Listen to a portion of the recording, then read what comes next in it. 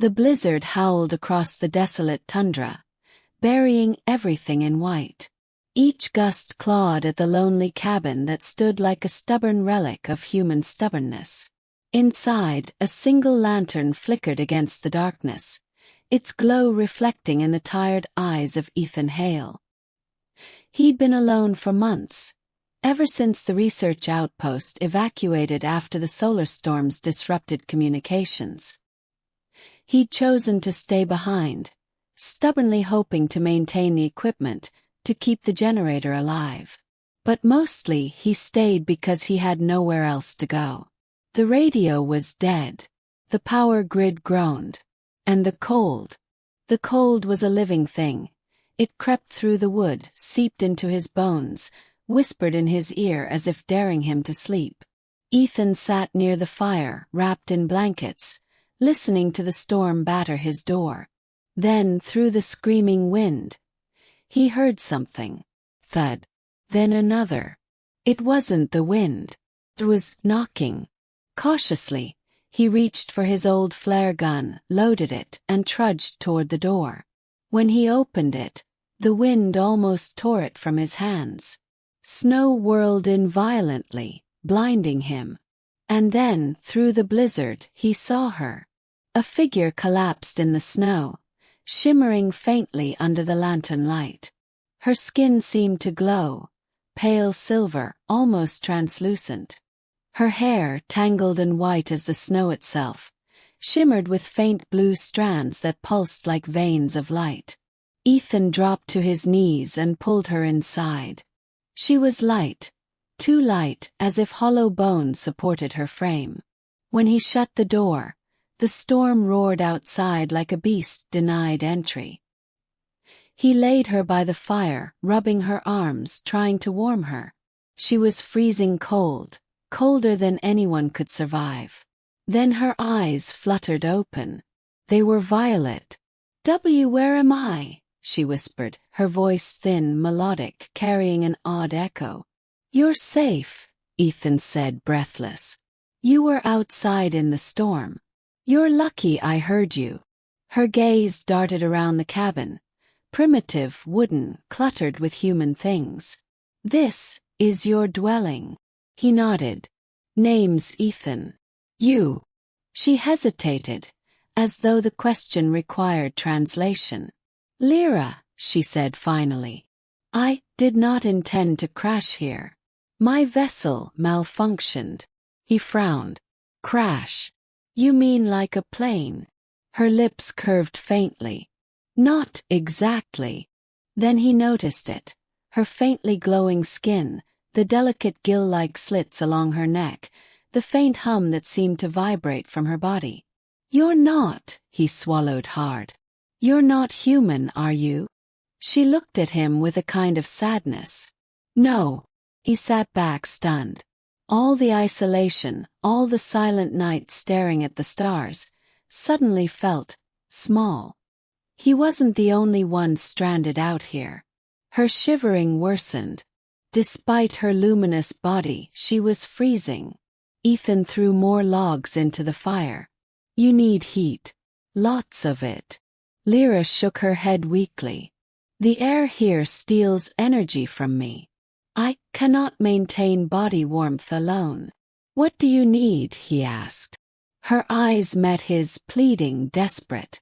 "I need proximity. To a warm source." Ethan blinked. "You mean?"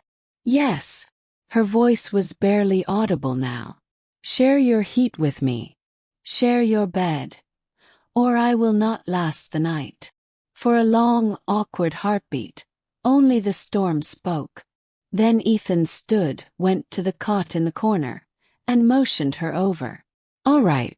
But just for survival," he muttered. Her lips twitched in a faint, knowing smile. "Of course." The small cot creaked as she lay beside him.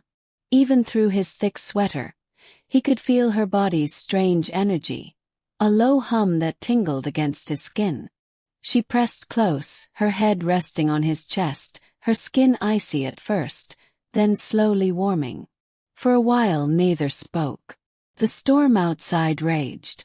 Inside, there was only shared breath and the slow, synchronized beat of two hearts, one human, one not. Finally, she whispered, "You are very kind, Ethan." "Just human," he said softly. She tilted her head up, studying his face with luminous eyes. "Humans.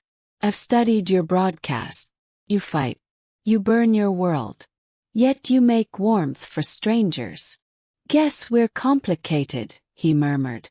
She gave a sound halfway between a laugh and a sigh. "On my world we merge energy to survive. But it's not emotional.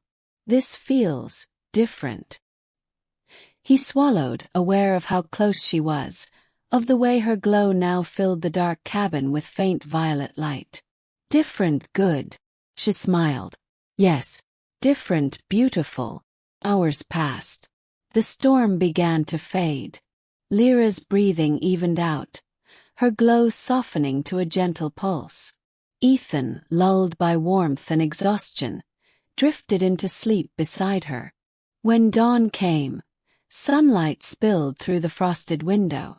The blizzard had passed, but the space beside him was cold again. He sat up.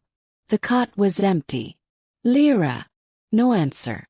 Only the faint hum of silence. Then he noticed something near the door, a small crystalline shard shimmering faintly blue.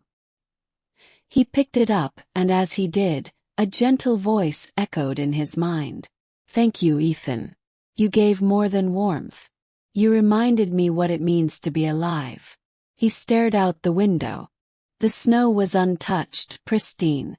No footprints, no sign of departure. Weeks later, when a rescue ship finally reached the outpost, the crew found Ethan standing outside his cabin at night, eyes fixed on the stars. And sometimes, when the auroras rippled across the sky, he swore he saw her face among the lights, smiling down at him. Morning came slow and quiet, like the world was holding its breath. The storm had passed, leaving the land buried under soft mounds of untouched snow. Ethan stirred, his fingers reaching for the warmth beside him, only to find the space empty. His heart kicked. "Lira." No answer. The cabin was still. The faint glow that had filled it through the night was gone, leaving behind only the pale light of dawn and the crackle of dying embers. He rose, searching every corner, calling her name again, voice rough from sleep and disbelief. Then he saw it, something lying near the door. A shard of crystal, delicate as glass, faintly pulsing with blue light. When he picked it up, a warmth spread through his hand, and her voice echoed softly in his mind, as if carried by the wind. "Thank you, Ethan. You gave me more than warmth. You gave me your trust, your kindness. My ship has found me, but I will never forget the warmth of your heart." He stood there, clutching the shard to his chest as a pale beam of sunlight broke through the clouds. Outside, the snow glittered like starlight fallen to earth. Days turned to weeks before the rescue team arrived. They found him alive, stronger than before, the cabin neat and humming with repaired systems. At night, when he stepped outside, he would look to the sky, searching. And sometimes, just before sleep, the auroras would ripple in violet and silver arcs across the heavens. And in those lights he saw her, Lira, smiling, her voice faint and warm inside his heart. "Share my warmth, Ethan. Until we meet among the stars."